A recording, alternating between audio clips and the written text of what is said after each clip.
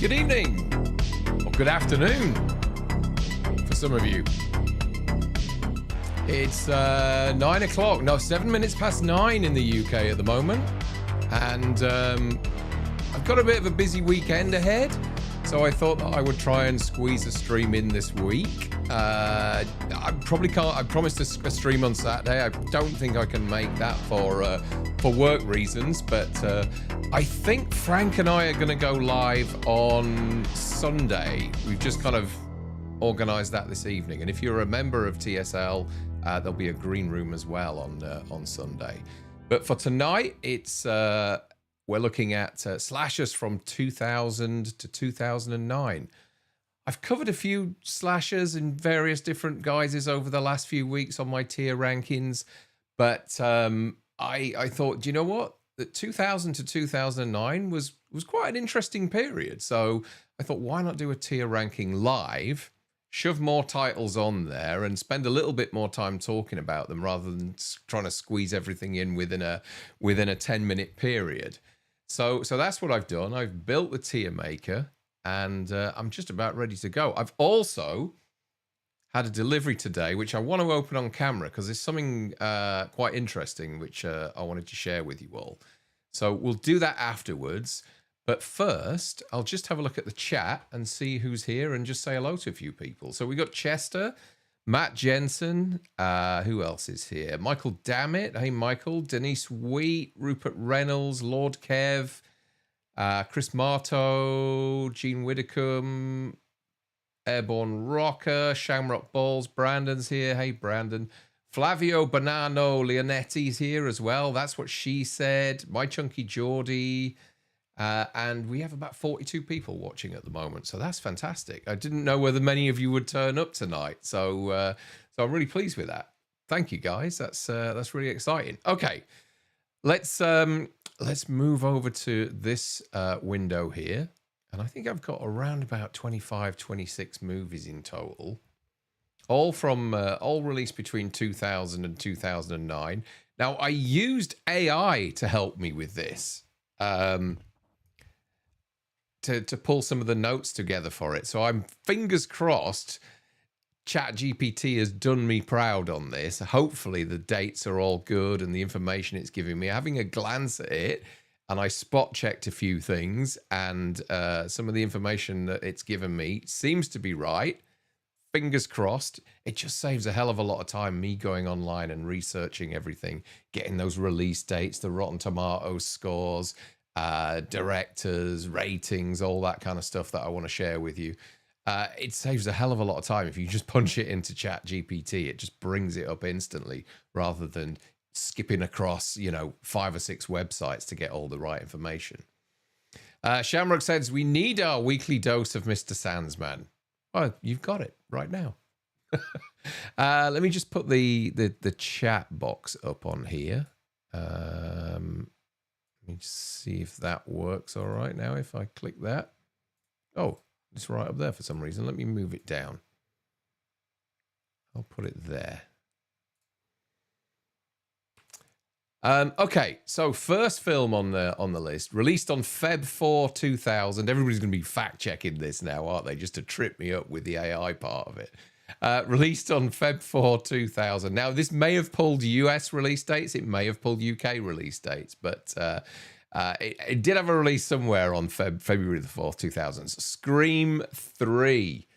I should go through the tiers first, actually, shouldn't I? So at the bottom, the tier that I have here is, have you ever heard of Bayou Beavers? Now, if you know what these quotes are from, put it in the chat. I'm not going to tell you what they are, but it kind of, it sparks a little bit of conversation as to where these quotes come from. So have you ever heard of Bayou Beavers is the bottom tier, tier 5. Her body is starting to stink, you guys, is tier 4. Tier 3 is because you've done terrible things. Tier 2, that's not my scarecrow. And tier 1 is psychos can't kill what they can't find. So if you know any of those quotes, put it in the comments or the chat down below, and we'll have a conversation about that later. But yeah, Scream 3 is first, obviously directed by Wes Craven, starring Neve Campbell, Courtney Cox, David Arquette. Released on Feb 4th, 2000. Critic score of 41% with an audience score of 38%. I think it's one of the weakest in the franchise, but a weak Scream movie's not a bad thing. I'm kind of I'm more pro Scream than what Frank is. You all know that Frank's not a big Scream fan whatsoever. But yeah, I don't mind Scream. I can tolerate it. I can watch it. I quite look forward to the new movies that come out. And it's a consistent franchise. So Scream 3, I've got to be careful that I don't trip myself up here, because on the tier list that I did the other week, I can't remember where I put it. I think I put it in 4th position. But I'm having a change of heart today. It's the only Scream movie. I'm being a bit fickle. It's the only Scream movie within the titles that I've got here. So I'm going to put it in the middle there. I'm going to put it in because you've done terrible things, because I'm comparing it to what's in the list here. You know, what else is in the list, rather than against other Scream titles. Shamrock says Scream 3 is a joke, but it's well made and entertaining. Exactly. Okay, so next on the list we have Scary Movie. Scary Movie, I'm not really a fan of. I think Scary Movie did the dirty on Scream a little bit, because released on July the 7th, 2000, it was an R rating, directed by Keenan Ivory Wayans, and to say this came from the same studio as Scream, I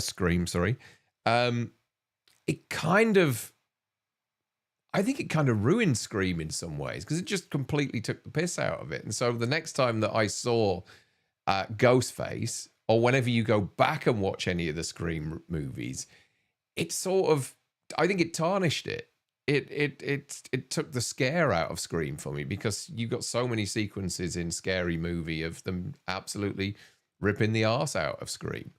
So, but I didn't like the film. I wasn't a fan of the movie. I thought that style of humor at that particular point in 2000, that kind of airplane, Naked Gun, Top Secret, that sort of thing, that style of humor had kind of passed for me at that point. And so I wasn't really a fan of it whatsoever. I know it's got its fan base. But for me, I have seen all of the Scary Movies, and they do get progressively worse. Yorkshire Horror, crikey, I haven't seen you in here for ages. Yorkshire Horror says, Scary Movie is one of my favorite comedies of all time. Looking forward to seeing the new film next year. That's cool. I don't have a problem with people that do like it. Just didn't work for me. So I'm going to put it. I'm going to put Scary Movie in her body is starting to stink, you guys. And remember, if you know what that quote's from, stick it in the chat. Good to see you, Yorkshire Horror. Hopefully I'll see you in Sheffield. When is it now? Mid-May. Okay. Urban Legends Final Cut. Where do I put this? I had to rack my brain as to whether I'd actually seen this, because when I did the episode with Frank the other day, when we did the the Urban Legends episode. I couldn't remember whether I'd seen it. I actually have.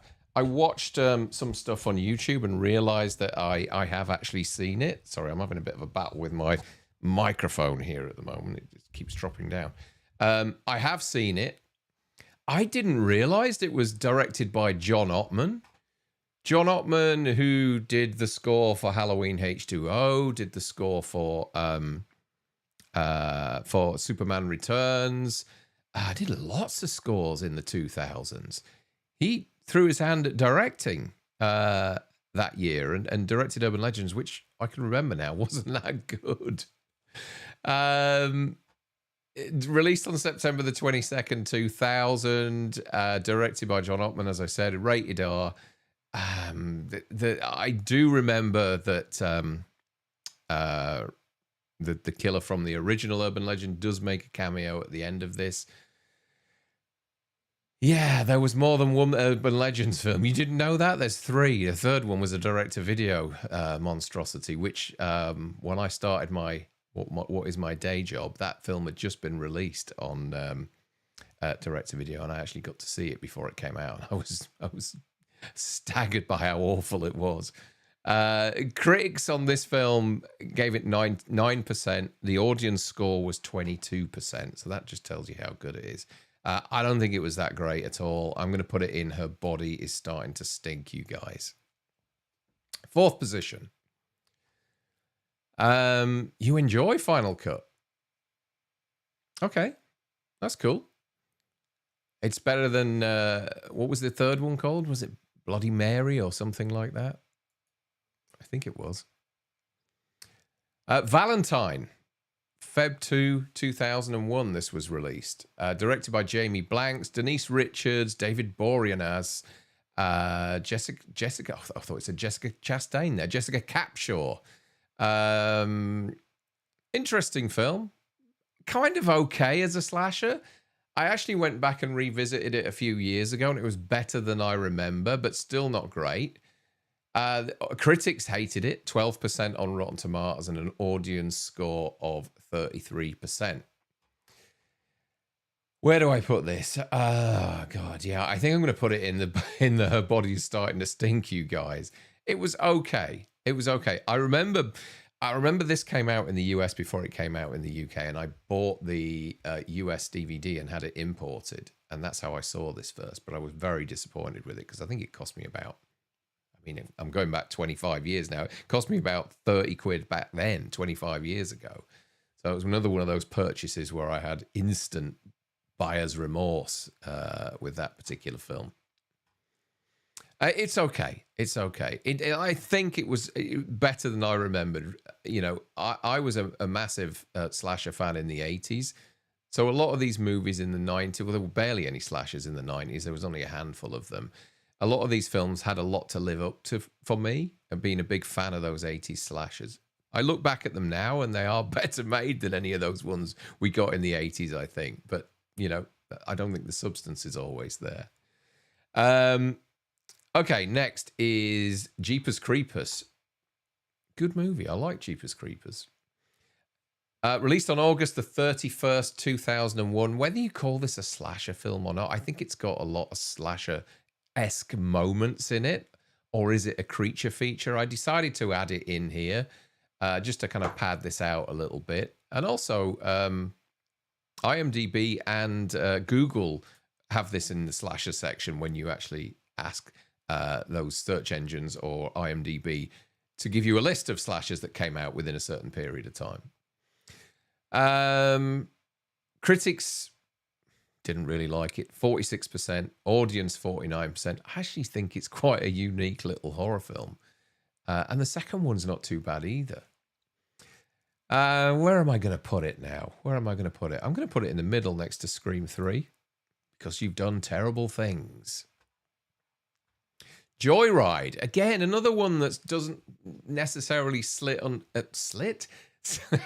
doesn't necessarily sit under the slasher banner. Joyride came out October 5th, 2001. This is more along the lines of Spielberg's Jewel or something like that, or The Car, I feel. But I guess it does have some of those traits now and again with the kids being stalked.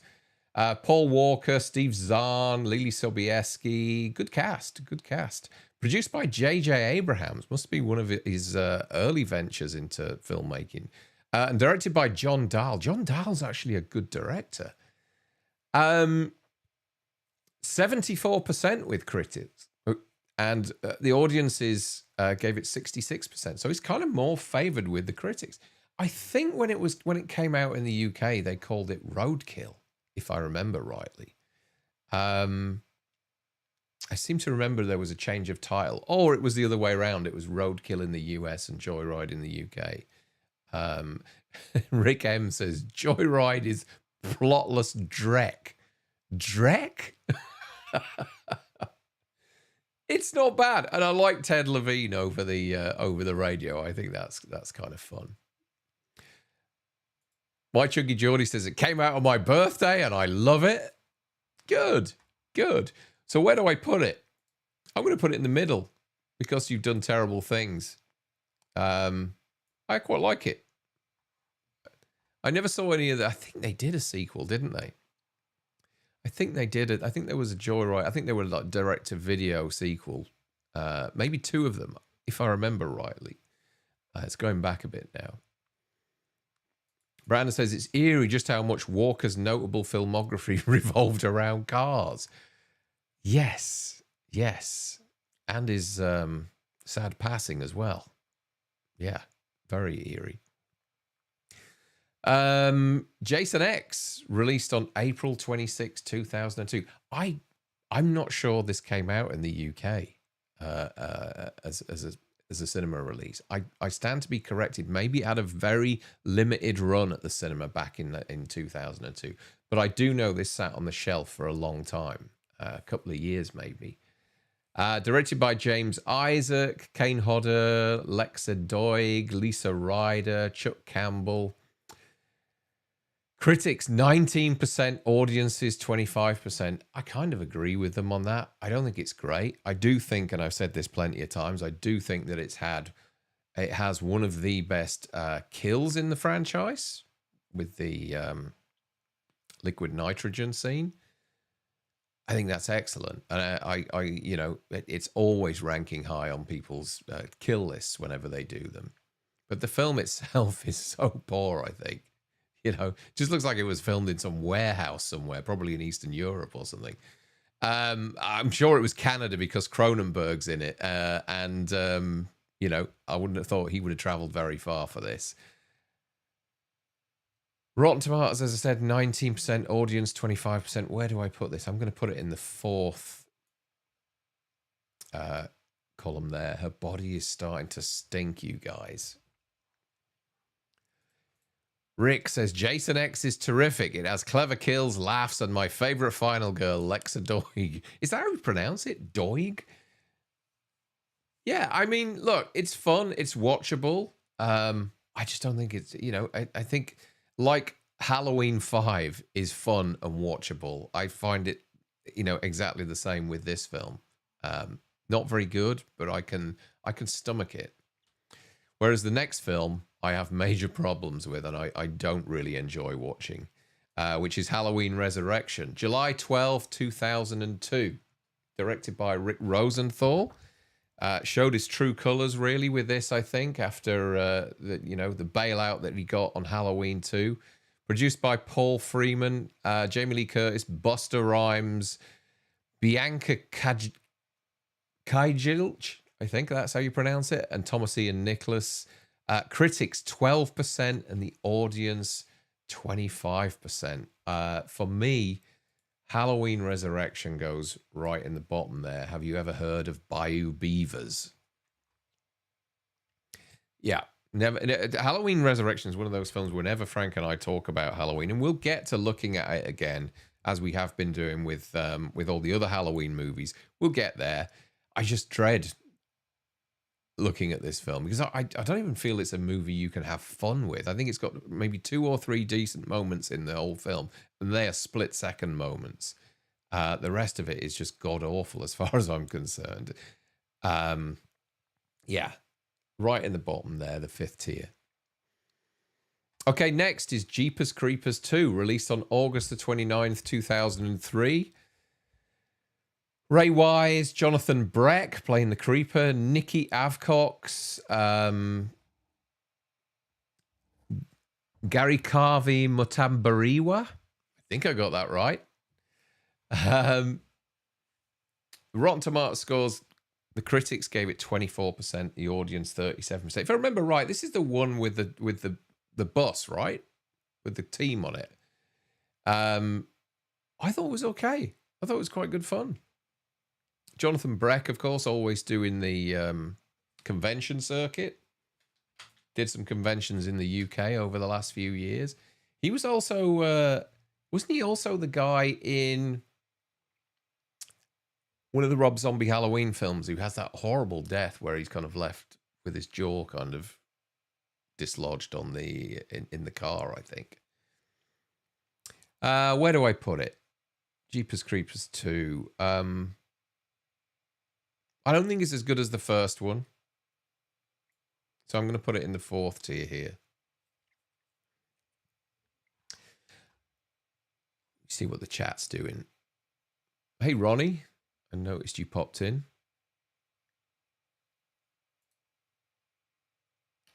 What else have we got? Brandon says, you're right. It was shot in Toronto. Yeah, I guess. Yeah. Matthew Jensen says, you're telling me you don't want more Busta Rhymes? No, I do not. That's what the test audiences demanded, right? This isn't a 10-minute tier, Ronnie.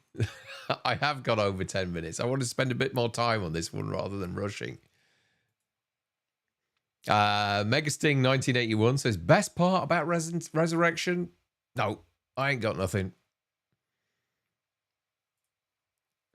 And Chester says, the tunnel part in the beginning was great by JLC. Voice part in Resurrection. Yeah, I know what you mean, Chester, where Michael kind of walks towards the camera. That's like one of the only decent shots in the film, I think. Okay, moving up to Freddy vs. Jason.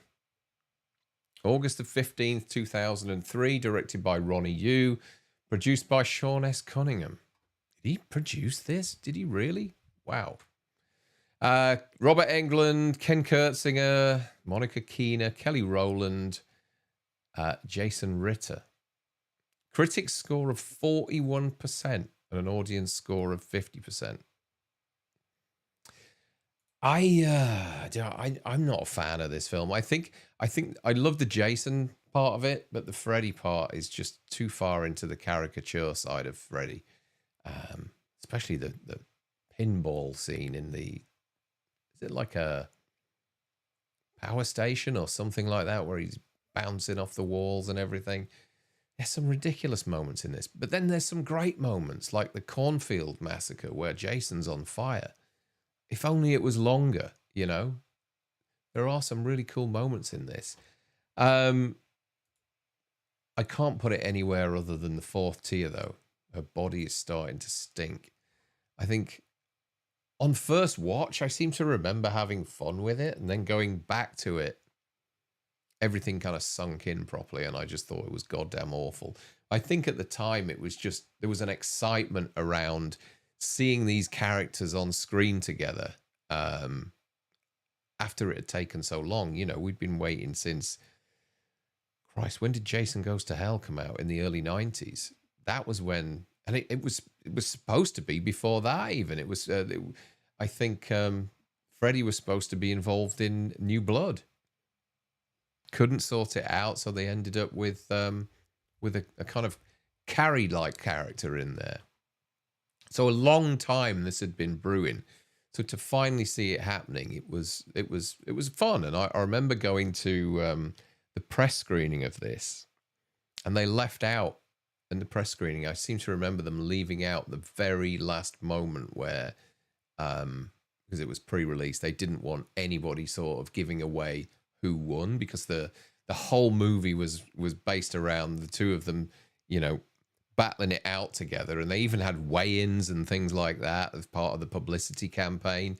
But they didn't want it to get out how the movie ended and the fact that, you know, Robert does kind of wink at the camera at the end. So they left that bit off.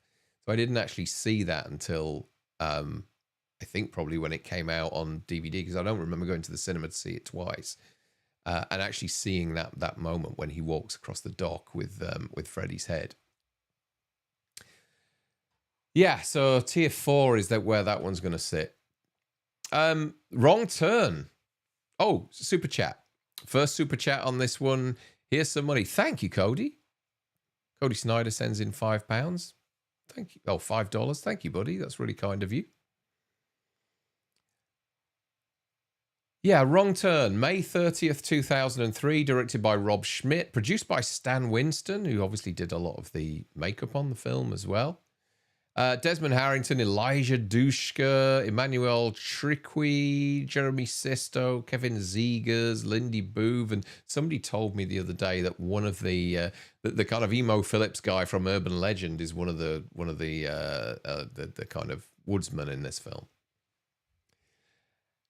I saw that it's in Florida on opening weekend, and it was, you know. It felt like an homage to The Hills Have Eyes and Friday the 13th and those kind of backwoods slasher movies. I actually really liked it when I saw it. I thought it had some really cool moments in it. Excuse me one moment. I did enjoy it. I remember buying it on eBay on DVD and getting completely fleeced.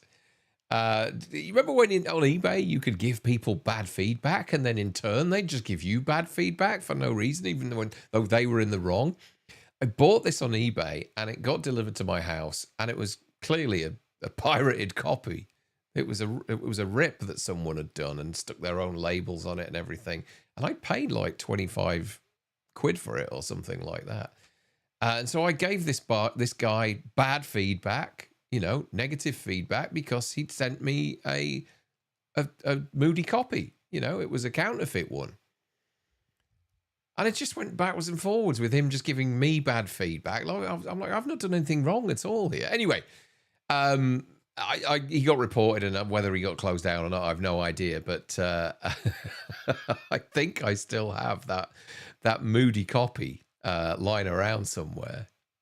But no, it's good fun. It's good fun. I do like Wrong Turn. I actually quite like the second one. As a direct-to-video piece of, you know, cheddar, it was okay. That was the one. Was that the one with Henry Rollins? I think it was. Andrew Stevens sends in £10 and sends me a salute. $10 and sends me a salute. Thank you, Andrew. That's very kind of you. Shamrock says, Darren, you've a habit of getting ripped off on physical media, from Jason Takes Manhattan to your cleaning lady to this. It's true. It's true. People see me coming. Yeah, I mean, the amount of Blu-rays and DVDs that I have bought over the years, though, the times where I've been fleeced are very few and far between. So, you know, you're talking like from VHSs to laser discs to DVDs to Blu-rays and now 4Ks. I've bought my collection about 5 or 6 times over now. It's heartbreaking. And even on digital as well. Even on digital, I've bought. I've got a collection on digital. It must be 400 or 500 or something. But yeah, I get your point. So Wrong Turn, where do I put it? I'm going to put it in the middle, actually, because you've done terrible things. Right at the side of Scream 3, Jeepers Creepers, and Joyride.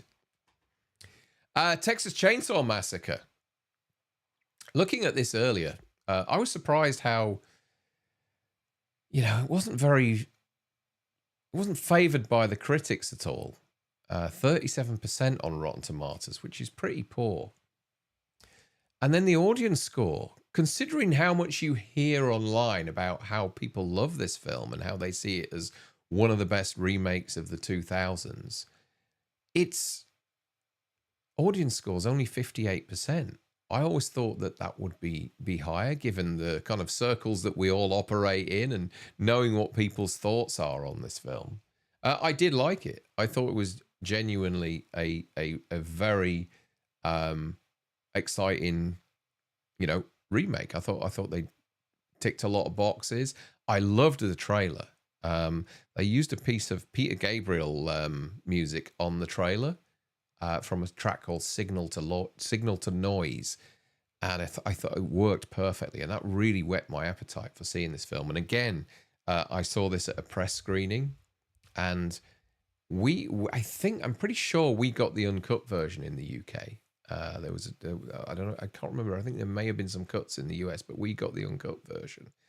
And I remember that press screening brought the roof down with people screaming and carrying on in there. It was fun. It was a lot of fun. So yeah, so Texas Chainsaw Massacre, I'm going to put to the second tier there. That's Not My Scarecrow, because I don't think it is. Personally, I don't think it is the best remake of the 2000s. I think that goes to something else. But I still think it's a very, very decent remake and one of the better Texas Chainsaws in the franchise for sure. People talking about my maid. The maid take did the maid take that bootleg copy of Wrong Turn? No, she didn't. That was the I was going to say that was the only one she left behind. No, that one wasn't left out for her. No, I didn't leave that one out for her. I've still got it in a box here. In fact, from time to time when I have a clear out of DVDs and Blu-ray, there's a company that you can in the UK that you basically use your phone to scan the barcodes. They give you a price. They then send someone to collect them from your house. And each time I come across Wrong Turn, I'm like, there's no bloody barcode on this at all because it's a moody copy. Okay, next up is an awesome film. One that's pretty Marmite with people. Alexandre Aja is one of my favorite horror directors. And he made a French film, a French director, called Hot Tension or High Tension or Switchblade Romance, as you may know it. Came out on June the 18th, 2003, and actually came out in 2005 in North America. That was interesting. I didn't know that. Cécile de France and Philippe Nahon. If you haven't seen this film, I won't go too much into the plot details, but it does play out like a slasher film, which has kind of a bit of a twist at the end. Now, with that twist, there are reasons why that twist happened, creative reasons, which the director was never happy about, I don't think. You're either going to go with it or you're going to say this is absolute garbage. It is a key moment in the film. It's a kind of junction, whereas you're going to go, I'm out completely, or you've just got to suck it up. I think the movie does enough up until that point to lead me to believe that it's genuinely one of the most disturbing and scariest horror films of the 2000s. And for that, I'm going to put it right to the top, because it was my first sort of venture into that kind of French horror, which they did a lot of in the mid 2000s, and most of it was bloody good. And there's some real classics in there, one of which will come up in a little bit. But I really liked High Tension. The critics didn't, 40%. The audience favored it more at 67%. But those moments towards in the first half of the film, when the killer is stalking the victims in the house, are genuinely really grubby and upsetting, and you do feel like you're watching something you shouldn't be watching. It's that visceral, I'd say.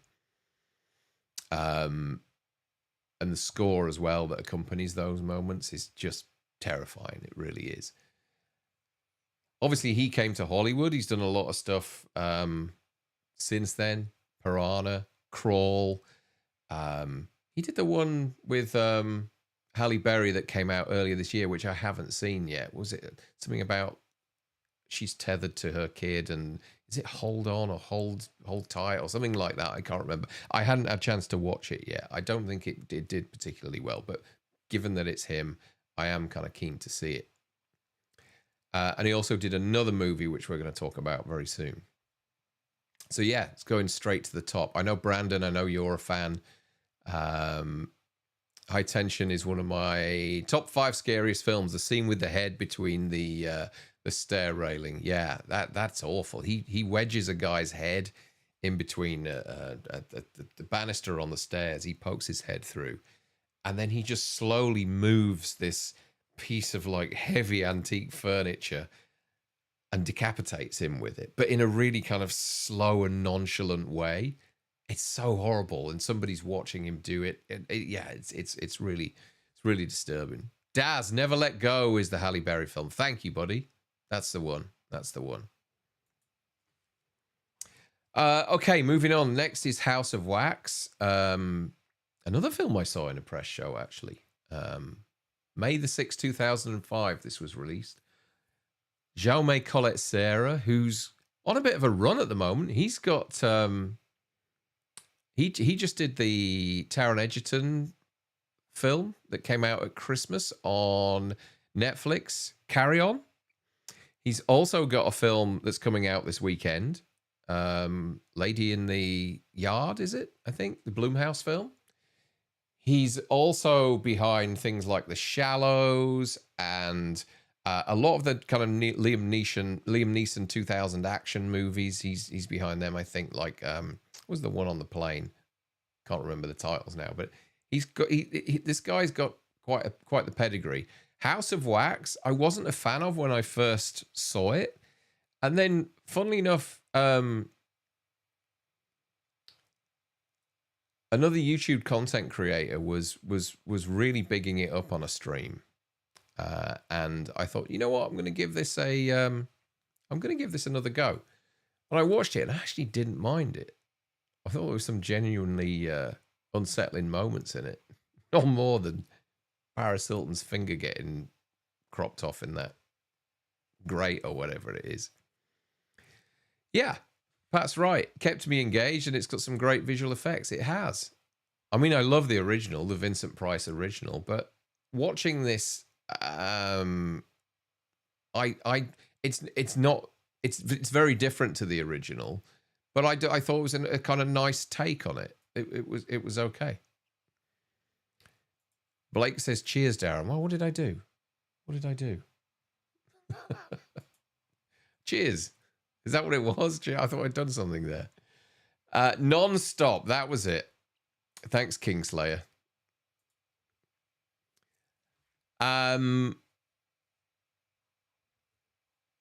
So, yeah, critics hated it. 26%. Audience. Critics weren't in favor of horror during the 2000s. There was quite a few, like 13 Ghosts and House of Wax and Ghost Ship, things like that. They just didn't like them at all. Looking back at some of those movies, they're actually not that bad. I think some of them really do hold up quite well. Even if at the first, my first experience with them wasn't that great. Whether my tastes were slightly different then, I don't know. I've gone back and looked at some of these films and I find them quite watchable, So where do I put House of Wax? Let me see now. I think it still has to go in the category with Freddy vs. Jason, Jeepers Creepers, Jason X, Valentine, Urban Legends, and Scary Movie. Her body is starting to stink, you guys. Next up, one of my favorites from the 2000s, a movie that I just took a punt on, going to, again, another press show. These things come around a lot in the industry. Whenever there's a horror one, I tend to always kind of go for it. And Wolf Creek was a movie I hadn't heard of, and I took a chance on it. It came out in November of 2005. Greg McLean directed it. I sat there and I watched this film and I was terrified. I thought it was... The fact that it was kind of loosely based on a true story as well really kind of added to it. But I think that character that John Jarrett's created there, Mick Taylor, is... I think he's an incredibly underrated slasher, psychopath, if you like. There's something really... I mean... There's nothing really elaborate about any of his kills. They're just nasty. They're just nasty. And there's not many kills in this film. It's just a bunch of, I think there's 2 or 3 people. That's it. I think if you look at the sequel and the subsequent TV series, which are both very good, I think there's 2 TV series, two series, and a second film. They're all worth watching. That's when he gets more into his stride and becomes more of a character and a sort of a sort of, I guess, a slasher icon, if you want to call him that. You can't really call him an icon, but a known character within the slasher subgenre. Critics 55%, audience 49%. Yeah, I disagree with that. I think this movie has really got something. I think it's genuinely terrifying. I'm looking forward to it. Greg McLean is actually just about to start, and it's been kicking around for ages now. I think they finally got the green light to start the third film, which John Jarrett's going to be in.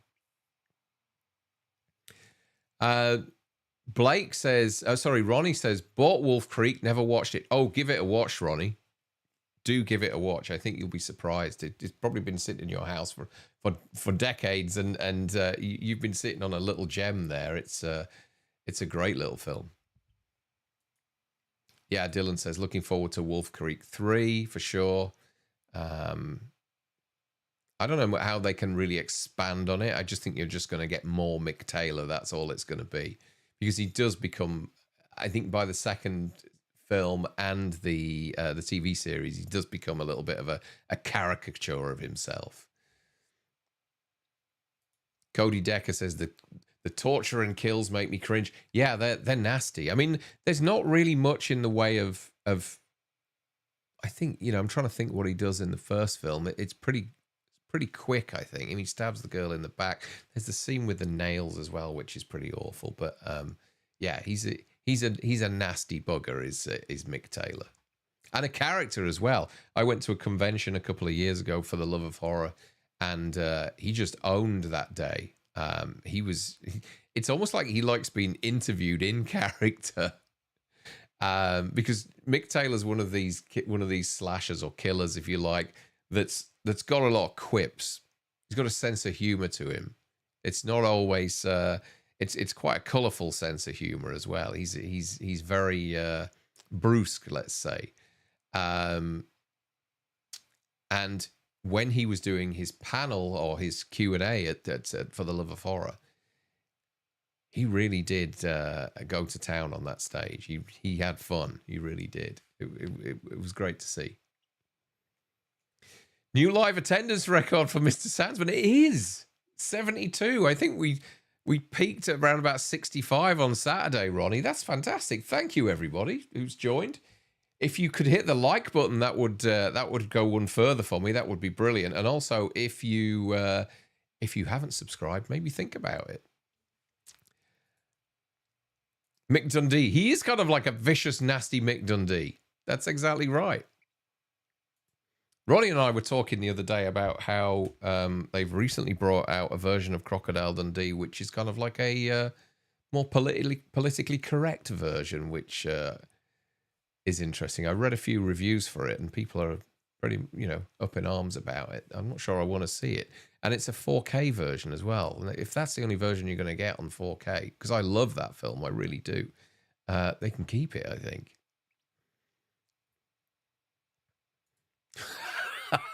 Ronnie says, everybody donate $5 so Darren can take off work tomorrow.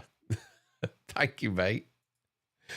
Okay, so Wolf Creek. Where's Wolf Creek going to go? I think Wolf Creek's going to go alongside the Texas Chainsaw Massacre up at the top, in the second position there. That's not my scarecrow. And if anybody knows what that quote's from, put it down below or put it in the chat. Kingslayer says, anyone seen Crocodile Dundee 3? It's garbage. It is garbage. Absolutely. Okay, next is Adam Green's Hatchet. Released on April the 27th, 2006. That was its Tribeca premiere, sorry. It was released on September the 7th, 2007. So a year after its Tribeca. It must have taken a while for it to get some distribution. again, this is one of those. I mean, Adam Green is a huge Friday the 13th fan, and he created this character as a kind of homage to Jason Voorhees. He's kind of Jason Voorhees on steroids. I mean, if you see some of the kills that come out of Victor Crowley, they are pretty gross and spectacular and over the top, and you know, like nothing you've ever seen before. I think there's the one kill in this which is so nicely shot, where the old guy's kind of, is it the old guy or his wife? I can't remember now. Whoever it is gets their head ripped apart. So he puts his hands in their mouth and pulls it back. And it's kind of all done what looks like one shot. They're running away from him and he reaches forward and does that to the guy. And it's a nasty little gory sequence. Critics didn't mind it. 57%. It's only 3% away from being fresh, this film. Audiences, though, 45%. Interesting. I kind of like the Victor Crowley films. They're fine. I don't go mad about them. But the first Hatchet I thought was a lot of fun. A lot of cameos in there. A lot of cameos throughout the actual series. But yeah, Adam Green, I think Adam Green's a kind of a fairly competent horror director. I think, did he also do Frozen? I don't mean the Disney thing, but remember the one where the guys are stuck on the ski lift? It's a nice little kind of horror film that came out, or a thriller, if you like, that came out about 20 years ago. Along the same lines as something like the one with Ryan Reynolds, where he gets stuck in the coffin overnight, or buried alive, if you like. Buried, that was the title. This one involved a bunch of people that were stuck on a ski lift overnight, and they were, I mean, literally stuck, like frozen stuck to it. Yeah, I don't mind Adam Green as a director. And I love the fact that he shot the final movie, Victor Crowley, in secret. He did it all in secret, took it to a festival. People thought that they were going to watch an anniversary screening of Hatchet, I think. And he just put on Victor Crowley, which was a movie he'd shot without no one knowing. Wasn't the best of the franchise, but pretty cool little trick he played on his audience. I like that. Did you say what was the audience score there? What is the uncertified audience score? You mean uncertified? You mean like the unrated one? Unrated version? I don't know. See No Evil. Oh, hang on a minute. I've got to rank. I'm going to put it in the middle. I don't think it's up to the standard of the Texas Chainsaw remake or Wolf Creek. But I think it sits nicely alongside Wrong Turn, Joyride, Jeepers Creepers, and Scream 3. See No Evil. Glenn Jacobs. Kane. As most people are familiar with him as. See No Evil was directed by Gregory Dark. Is Gregory Dark a legit director? I think didn't Greg Dark do a lot of kind of like porn and things like that? Brandon, you'll know this. You'll know because you'll know. Gregory Dark, is he more kind of associated with adult films, or is Gregory Dark a kind of like a synonym used for people who've been taken off a film, like Alan Smithy? I'm trying to remember now. I think Greg Dark has got a bit of a kind of, what do they call them now? You remember all those kind of like Shannon Tweed movies, like these kind of erotic thrillers from the 90s? I never saw any of them myself, but you know what I mean. You know what I mean. This came out on May the 19th, 2006. Glenn Kane Jacobs playing Jacob Goodnight, Christina Vidal and Michael J. Pagan and Samantha Noble. I remember this being quite fun. I thought it was okay. Terrible scores though. 9% with the critics and 33% with the audience score. Yeah. But I mean, it was popular enough. I think it did. All the answers are coming in now. Softcore. Is that what you're saying? Daniel Harris, was she in the original or was she in the second one? I can't remember now. I have seen them both. I think, didn't the Soska sisters do See No Evil too? I think they did. But it, like I say, it was popular enough. I think it did okay at the US box office. But yeah, those scores are terrible. So where do I put it? I think it has to go at the bottom here alongside House of Wax, Freddy vs. Jason, Jeepers Creepers 2, Jason X Valentine, Urban Legends, and Final Cut, and Scary Movie. Just have a look at this. Brandon says, I think he was a porn director who became legit.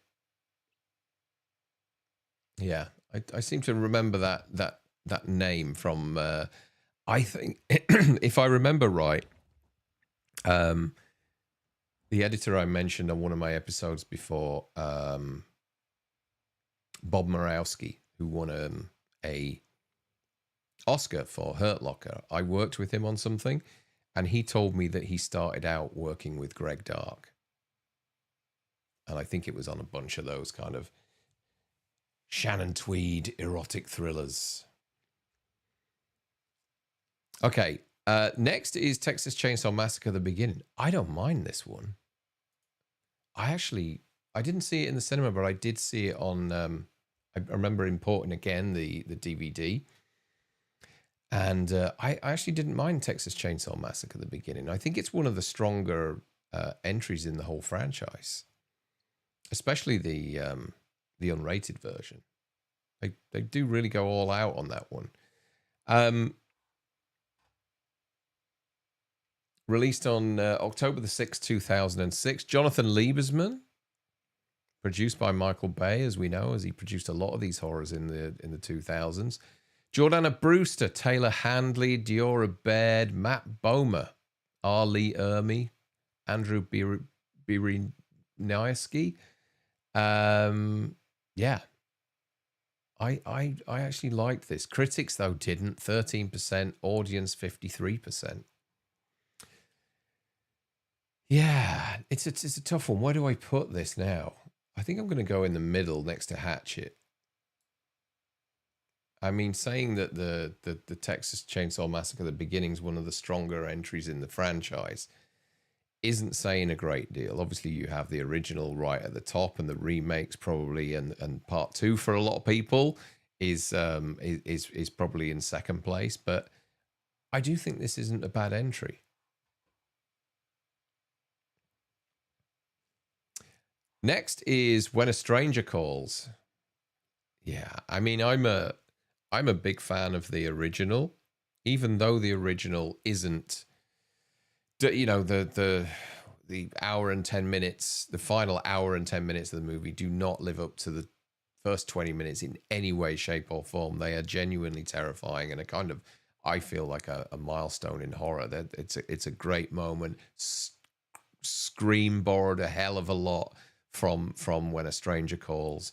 The remake, Simon West directed it. I think he did General's Daughter and Con Air, if I remember rightly.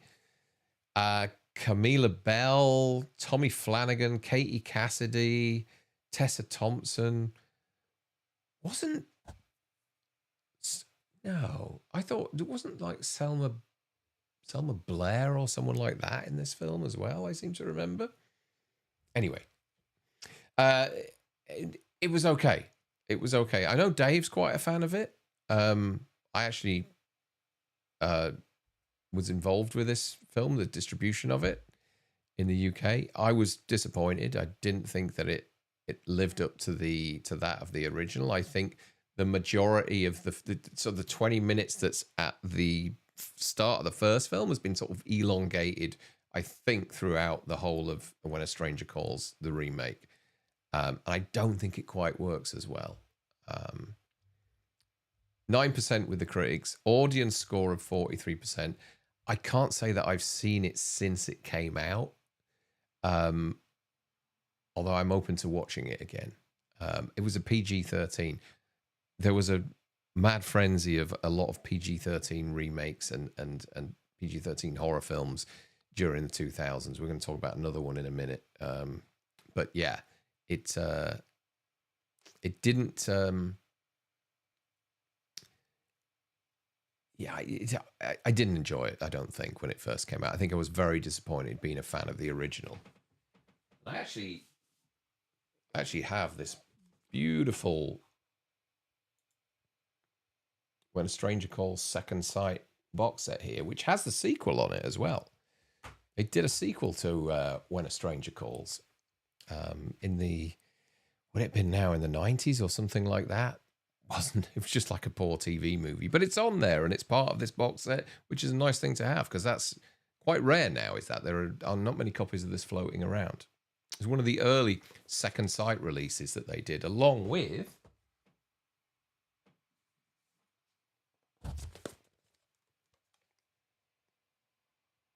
which is a nice little box set that they put together. Again, can't really get hold of that anymore. I'm a huge fan of Assault on Precinct 13. So where do we put When a Stranger Calls? I think that it's not quite Halloween Resurrection level. It's going to go there. Her body is starting to stink, you guys. Jay Diamond says, I like When a Stranger Calls myself. The remake reminded me more of a classic slasher than that what was being released back then. Yeah, it did. It did. Cody Decker says, Darren, I'll take that copy so that you don't have to give it to your plumber. Very good. Very good. I love the fact that you guys all think that I've got people running around my house that are just out to fleece me of my DVDs. It's great.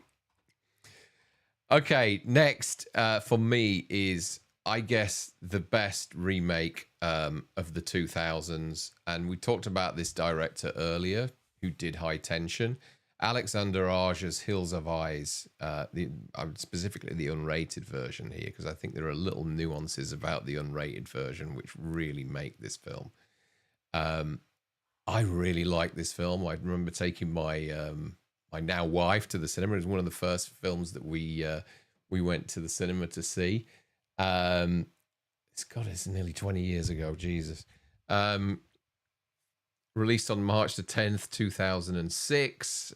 As I said, Alex Arja directed it. Produced by Wes Craven, Aaron Stanford, Kathleen Quinlan, Dan Bird, Ted Levine. He plays the father, Big Bob Carter.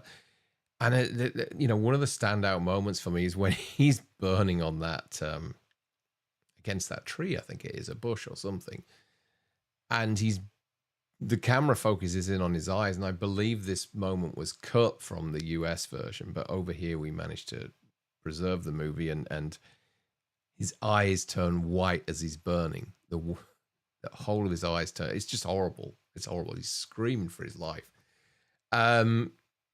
Again, critics had a real problem with horror in the 2000s. 51% on Rotten Tomatoes with the critics, and the audience is at 58%. Cody Snyder says, one of the greatest remakes ever. I still prefer the original, but I love 2006. You prefer the original? Wow, okay. Rick M says, I wasn't a fan of the Hills Have Eyes remake because it followed the original film so closely that I felt like I had already seen it. Okay. Chester says, the Hills Have Eyes remake is good. I enjoyed it. I prefer the remake over the original one. Yeah, I'm with you, Chester, on that. I do. Kingslayer says, what year was Hills Have Eyes 2 in the 2000s? I can't remember. It didn't make it onto this list. It could well be between 2006 and 2009. Maybe it was 2010. I can't remember, but I wasn't a fan of it. I just thought it was kind of like Piranha, interestingly, like Piranha Double D or whatever it was called, was just awful compared to the Piranha remake. I felt that about the Hills Have Eyes too. I just felt that there wasn't much tension in there, and the gore was nothing like what they'd done in the in the 2006 one. Because, and I've said this before a few times, folks, it's very difficult to do gore and scares together. Very few films accomplish it. And I think The Hills Have Eyes did that. And also the next film that we're going to talk about. But yeah, The Hills Have Eyes. I'm going to put it in second tier there at the side of Wolf Creek and the Texas Chainsaw Massacre. That's not my Scarecrow. Next, we have... Let me just get Brandon's message 1 second. I wonder what it is about Craven's early work that makes the remakes better than the originals. Both this and the Last House of the Left remakes are done so much better. I agree completely. I actually really like the Last House on the Left remake. I thought they handled it really well. And it's a really tense kind of closing sort of 10, 15 minutes as well. Involving a microwave. Okay, next is a really, really bloody, scary, messy, gory film, which I've talked about a few times, called Inside. It's a French film, Les Interiors, I think is the French name. June 13th, 2007, directed by Alexander Bustillo and Julien Maury. Was this movie cut? And how it got an R rating, I've no idea, unless they made a lot of cuts to it. Because it for me, it feels like something that should be seriously unrated over in the US.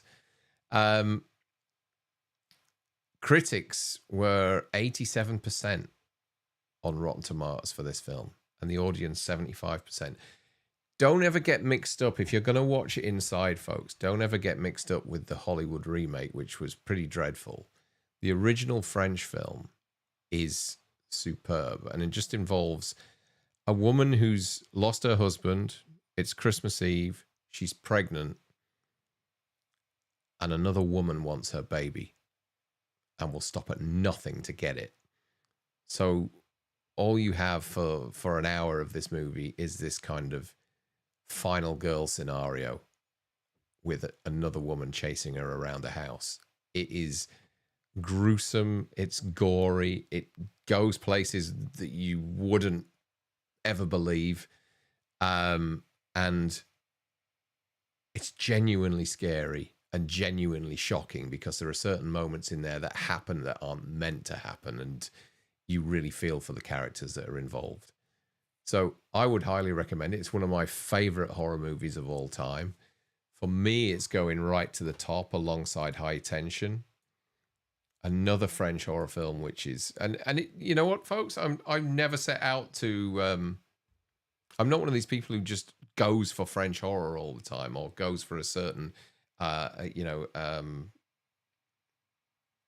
certain subgenre. I'm not. I'll watch anything and everything. But there's something about these two movies, High Tension and Inside, that really get under your skin. And the French really know how to do makeup effects as well. Some of the makeup effects in Inside and High Tension are just incredible. Incredible. They really are. Brandon says, the final shot of this film is one of the most beautifully horrific images put on screen. It's like a damned painting. It is. I would say that there is a film coming out this year which has a similar image, which is going to, I think, last for a long time. It's not a similar image, but it's similar to what you're saying. You know, it's beautiful looking, it's iconic, and will stay with people for a long, long time. I can't tell you what it is, though.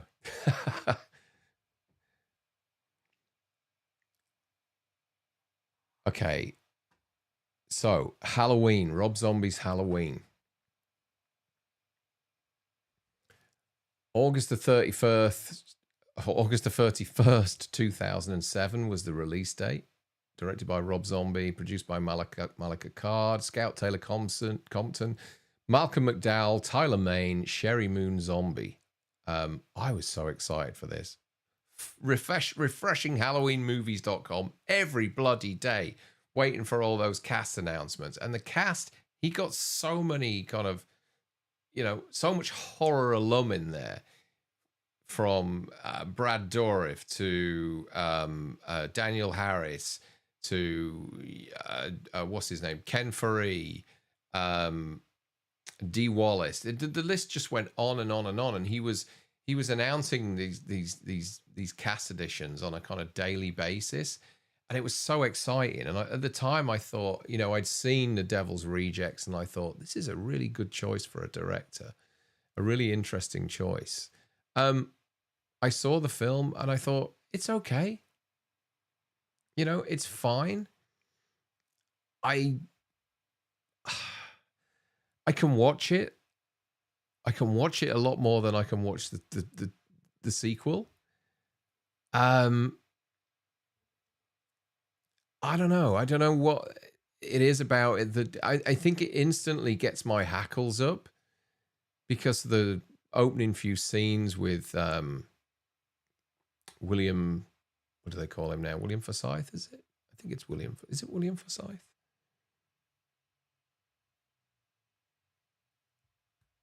Trying to think of the actor's name. The opening few scenes with him and Sherry Moon Zombie and the cursing, it just kind of, for me, that's not part of my Halloween world. It might be for some other people, and that's totally fine. I have no problem with people who like this film whatsoever. There are quite a lot of things I do like about it. I did kind of quite like. I liked The Mask. I didn't mind Tyler Mane. I was kind of a big champion of his. But just the general grubbiness of the movie just kind of it because I'm such a fan of the original Halloween, it felt like a bit of a letdown for me. And I was slightly embarrassed as well. I remember going with my girlfriend to see it at the time. It was now my wife. And was it William Forsythe? Yeah, William Forsythe. Yeah, I thought I was going mad there. You're saying Bruce Forsythe, Shamrock. Now, that would be an interesting casting announcement.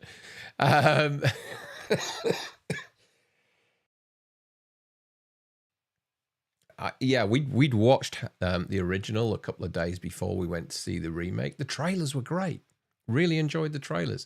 But then sitting down in the cinema and watching this, and, the profanity, and I'm not a prude in any way, shape, or form, but I just didn't expect it in this film. I know it was Rob Zombie, but I didn't think he would do that with this film. I honestly didn't think he would go that far with the language and profanity. And so it kind of put me on the back foot from the get-go with it. But like I said, I can watch it. I can enjoy it. I think there are some great moments in this film. I love the bit, and I use it a lot in videos when we talk about this film. The bit where the cop comes into the house and shoots Michael, and Michael growls as he's being shot. That kind of... there are some great moments like that in this film. But on the whole, I'm a little bit sort of... It's middle to the bottom of the pack in terms of my Halloween rankings. But where do I put it on here?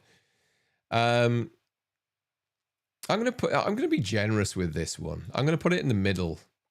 I do think it's a better movie than a lot of the ones underneath, like See No Evil and Jason X and Valentine and Urban Legends. It's going in the middle there because You've Done Terrible Things. Where are we next? Prom Night. Along with When a Stranger Calls, this movie came out in April of 2008. And again, it was one of those PG-13 movies that I think probably was set out to be an R-rated movie and was kind of like toned down because the film's not that great. So let's maximize the audience, take out all the gore, and get as many people, as many bums on seats as we possibly can. Directed by Nelson McCormick, produced by Neil H. Moritz. He did all the Fast and the Furious movies. Brittany Snow, Scott Porter, Jessica Stroup, Dana Davis, and Idris Elba. I didn't realize Idris Elba was in this. Wow. Okay. The critics said 7% for this film and the audience 39%. I think that audience has been incredibly generous because I really thought this. I mean, the original Prom Night's not that good, but this compared to the original, it's a real pale imitation. It's such a shame because there could have been something here. There could have been a franchise. Thank you, Pat. Pat says prom night remake was dog shit. Cody Decker, the movie is horseshit. There's nothing to it. There's nothing there. Seriously, there's no. It's like a glossy TV episode of some American drama series. That's what it felt like. Prom Night 2 is an unenthusiastic hand job of the horror movie world. Prom Night 2? Was there a sequel to this? I don't remember that. Do you mean Prom Night 2, Hello Mary Lou? Or are you saying there was a Prom Night sequel? Was there a Prom Night sequel? I don't remember. Anyway, where's it going? I'm actually going to put it at the bottom alongside Halloween Resurrection. It's a movie I have seen a few times, and that's only because of the job that I do. So I know a little bit of the history behind it, and I don't want to go into that too much. But yeah, it was very poor indeed. The Strangers, big fan of The Strangers. May 30th, 2008. Brian Bettino directing. Liv Tyler, Scott Speedman. It staggers me that that The Strangers has got such low scores. I think the critics score is 49%. The audience score has disappeared off here. I think it's around about just under 60%. I'm staggered by that because I think it's actually a really good horror film, and one of the best sound mixes for a horror film that I've ever heard. If you've got surround sound at home and you watch this film, the mix on it is incredible. They play around with it so much in terms of creaks and noises and knocks coming out of different speakers. It's so well done, and Brandon, I'm still yet to see that. So The Strangers is a remake of Them, is it? Is that right? But you say Them is a lot better. Okay. I actually liked Pray at Night as well. I thought that was quite good. I thought that they did a really good job on that. I haven't seen the Rennie Harlin one yet. Brett's asking me that question. I haven't seen it. I am going to watch it. I know the second one's coming out later this year, I think, this September. I'm not going to pay good money to see that film, so I'm going to wait until it's like a 99p rental or something like that. Kingslayer says The Strangers Chapter 1 sucks and we have 2 more to come out. Well, hopefully the delay in these coming out, I do know they shot them back to back, but hopefully the delay in these coming out is so that they can tinker with them a little bit and maybe get the best out of them. Pat says, love The Strangers, such a feeling of dread and an unsettling ending. And Brandon says, I don't think it's an actual remake, but it's coincidentally the same concept. Cool. I shall check it out. I think you said it to me. It was on Shudder, so I'm definitely going to look at that. But where do I put it on here? I'm going to go into the second tier here. I do think it's a really effective little film. Obviously, they take a lot of influence from Halloween with this film as well, with the guy with the sack on his head just kind of in the background. You see him, then you don't, or he just kind of walks into frame, that kind of stuff. And that's one of the reasons why I think when I first saw this, I actually genuinely enjoyed it. Next, we have My Bloody Valentine 3D. Now, I've only seen this film in 3D, which I found annoying. February the 13th, 2009. I've actually only seen it once. Did Marcus Nispel direct this as well? I didn't realize that. So he did Texas Chainsaw, My Bloody Valentine, and Friday the 13th. Is that right? Michael, I'm going to double check that. I wasn't aware that Marcus Nispel had directed this. Hope this AI isn't letting me down.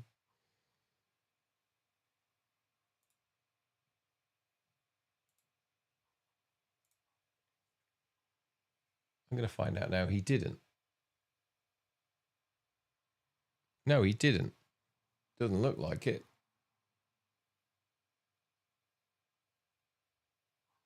Let me find out who did direct it now. This is bugging me. My Bloody Valentine. Patrick Lussier. Patrick Lussier directed it. Thank you, Brandon. Yeah, I thought that didn't sound right.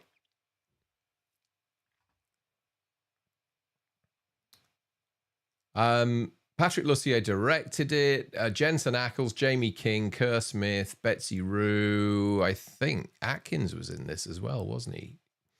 He got the pickaxe, the kill that they redid from the first film. It was fun. I can barely remember it. I do need to watch it again without that damn awful 3D. Scores are pretty good. 60% with an audience score of 44%. I think it belongs in the middle for me. I seem to remember enjoying it, but the 3D was niggling at me. Jay Diamond says, I loved My Bloody Valentine. Haven't seen the 3D version. I thought that this was a great slasher for the early 2000s. Yeah. Or late 2000s. Michael Dammit says, Darren, just consult Brandon. Don't look it up. Hey, we've got time. I'm not against the clock on this, Michael. Don't you worry.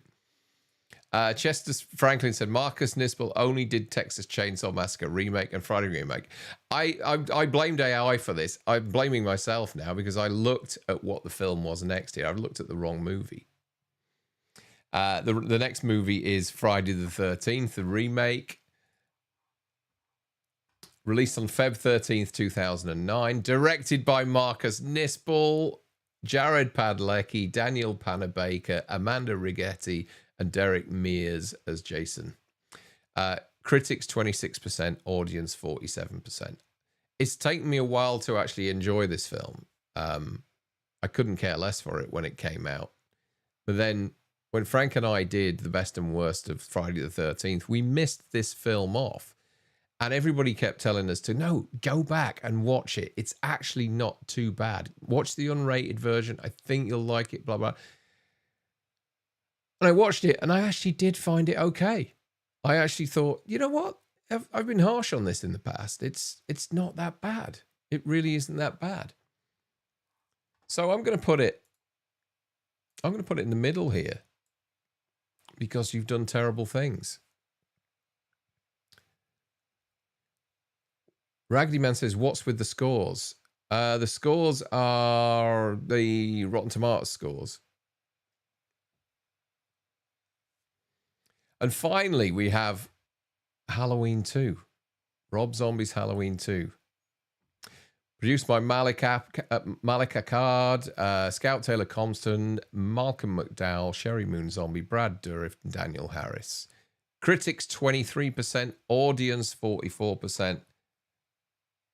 If I was shocked by my own response to Halloween 2007 when I went to see it with my wife, I took her to see this thinking, actually, he's probably straightened it all out and it won't be as in your face. And they said, this was worse. This was like ridiculously violent. For me, I get there are people out there that like this film and they see the different layers that it has and all that kind of stuff. I couldn't care less. I just didn't enjoy it at all. I think it's a nasty little movie. And it's going in the bottom for me. Right in the bottom. It's the worst film in the Halloween franchise. I think it's worse than Halloween Resurrection, although I'm going to put it on a par with it there. But I'm just not a fan. But I do appreciate that it does have its fan base, which we found out when we did the best and worst of Halloween and Halloween 2. We weren't going to do them. We weren't going to do them just because we're not fans, but we did them. And the views that came in from those two were tremendous because those Rob Zombie movies have a really dedicated, loyal fan base. I know Davey Deathray's a big fan. I know Lee from Drum Dums is a big fan. I get the the complexity of the story and the layers and all that kind of stuff, but it's not what I want from a Halloween film. And you know, maybe one day I'll go down that route of trying to get immersed in it all and see it for what Rob Zombie wanted us to see it for. But at the moment, I really can't be bothered. I just think it's a nasty little Halloween film. Okay, so there is the final ranking. That's all the films. At the bottom, have you ever heard of Bayou Beavers? Has Halloween Resurrection, Prom Night, and Halloween 2. Fourth tier, Her Body is Starting to Stink, you guys. Has Scary Movie, Urban Legends, Valentine, Jason X, Jeepers Creepers 2, Freddy vs. Jason, House of Wax, See No Evil, and When a Stranger Calls. Because You've Done Terrible Things has Scream 3, Jeepers Creepers, Joyride, Wrong Turn, Hatchet, Texas Chainsaw The Beginning, Rob Zombie's Halloween, My Bloody Valentine, and Friday the 13th. That's Not My Scarecrow is tier 2 with Texas Chainsaw Massacre, Wolf Creek, Hills Have Eyes, and The Strangers. And then tier 1, Psychos Can't Kill What They Can't Find. These are all the best films here for me. High Tension and Inside. So that was it, folks. That was the tier ranking there for slasher movies from 2000 to 2009. If you want, comment down below in the comment section and let me know how you'd rank those films. I know a lot of people do that, and I really enjoy reading them. If you disagree with what I've done, let's have a chat about it. Tell me why you disagree. Always open to a little bit of a debate, as long as it's sensible. But yeah, I think I'm happy with the way that I placed them. Let me just have another quick look. Yeah, I don't think there's anything that stands out as being ridiculous, apart from maybe those Halloween 2 fans that are a bit disappointed that it's down at the bottom there. But yeah. Brandon says, I think it's safe to say that the French owned the noughties. High Tension, The Hills of Eyes, Martyrs, Them, Frontiers, etc. It was a renaissance. It was. There were some great films. There really was. Okay, so I have a box to open, which I thought you might enjoy seeing, given we're talking about slashers. Let me just grab this. 1 second, folks.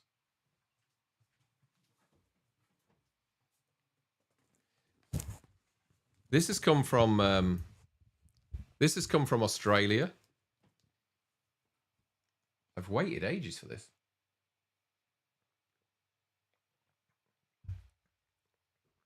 Let me open this up now.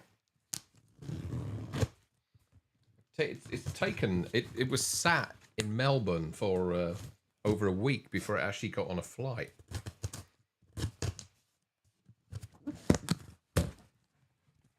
Okay, I think there's a fair bit of stuff in this, so I shall try and show it all to you as it comes out. A lot of paper. Oh my god, there's another box within here. 1 second. Maybe I should have done a pre-opening opening. So there's another box inside.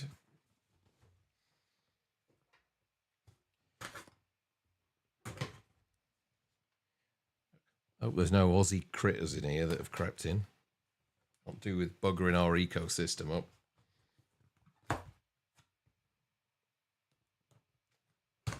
A little slit along here. Okay. So this is from Umbrella Entertainment, and it's called Art Attack. First thing you get is a pair of those glasses. Okay, the next thing that you get is the original Terrifier 3. Sorry, no, Terrifier 3 on VHS. It's pretty cool. And this was what the huge holdup was, is that in Australia it's difficult for them to get companies to produce VHS. Deck the halls with chunks of bodies.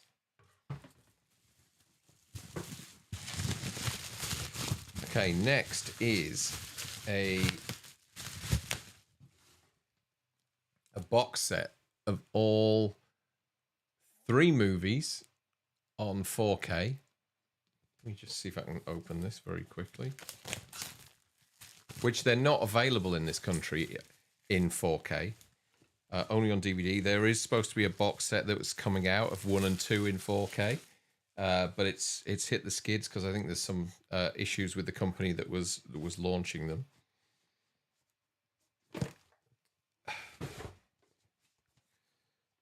So, Terrifier 3, that's a great old cover, that shiny. They're all in Dolby Vision and Dolby Atmos, which is great. Terrifier 2. The original Terrifier in 4K, which, as I say, is not available in this country. So it's great to have these. I'm not a huge Terrifier fan. I do love what Damien Leone and David Howard Thornton have done for the genre. I think it's fantastic. I can watch the films. I can enjoy them. I wasn't so much of a fan of the third film, but I do like the first one and the second one. Loaded Terrifier stickers or something. Loads of, I mean, I won't pull all of these out, but a whole stash of lobby cards. 12 art cards, like there is. Something in here called, oh, that was it. That's what else comes in here. Art Attack, a collection of behind the scenes experiences and art. So, yeah, this is not really, but it's kind of, it looks like a making of the trilogy or something. Shall enjoy that. And then also I won't open this up, but Art Attack Collector's Edition Clown brick set. So it looks like some sort of like kind of Lego Art the Clown. Which I don't know whether I'll ever do anything with that, but yeah. So that's pretty cool. It's been worth the wait. Thank you to Umbrella for getting it here.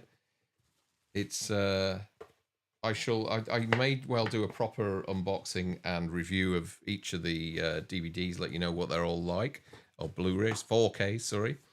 But considering we're having trouble getting the 4K versions in the UK, apart from the third one, I think it's great that the Umbrella in Australia have managed to do this and get this out. I don't know whether all all 3 of them are available in the US, but yeah, no, I'm really pleased with that. So, no, I thought I'd share that with you. I thought that it'd be a nice little unboxing, given I haven't seen it myself. Now I've got crap all over my room. What's coming up? So, as I said, folks, I don't think I can do anything this coming weekend. I'm trying to make... I'm sure I'll get some sort of content out, but as for a live, I'm going to struggle for this weekend. As I said earlier, I'm going to go live with Frank on Sunday. We don't know what we're doing yet, but we have a couple of new episodes out at the moment, The Fly and Urban Legend. We did a member stream last week, which had the raffle on there, which Karan Veer, I can't remember the guy's, Karan Veer is his first name. He won the raffle, but he hasn't claimed it yet. So hopefully he's going to see the message that we've sent him and or this video and come and collect his Amazon voucher. Cody Snyder won the main raffle, which was $50 Amazon voucher. He said gift it back to the channel. So I guess on Sunday we'll buy a bunch of memberships and hopefully some of you guys can pick those up. And then that's it for the time being. Frank is live tomorrow. I do know that. He's doing a live at 2 p.m. EST tomorrow, 6 p.m. UK time. He's going to be talking movies with terrible songs in them, I think, is what he's going to be talking about. I'm not quite sure what kind of movies, but I'm sure you'll find out if you go on there at 2 p.m. EST tomorrow. Other than that, I think that's it. That's all I've got for you right now. It is 10:30 here. It's my bedtime, so I'm gonna get off. But thank you so much to everybody. There's still 57 people watching. Thank you so much for that. That's really kind of you to join me on a what day is it now? It's a Wednesday night. What else have I got? I've got nothing else, I don't think. I think I've covered everything. Yeah, that's about it. So I'll get another 10-minute tier out over the next week or so, I think. Excuse me. There'll definitely be some content. Not sure what yet. Frank's channel link's just gone up there, so go over there and show him some love and join him for his stream tomorrow. Thank you to the 70. How many? What did we peak at? I think it was like 76. Yeah, 76 people that were in the live stream earlier on. That is just amazing. I mean, this channel's only got 780 subscribers or something like that. To have 76 people watching on a what is essentially 5 o'clock on a Wednesday evening in the US is just amazing. So we should do this again midweek. If I can't find time at the weekend, we'll do it midweek for sure. And yeah, that's about it. Thanks for the super chats. Thanks for the likes. Thanks for the subscribes. And thanks for joining me. It's been fun. Cheers, guys. I'll speak to you soon.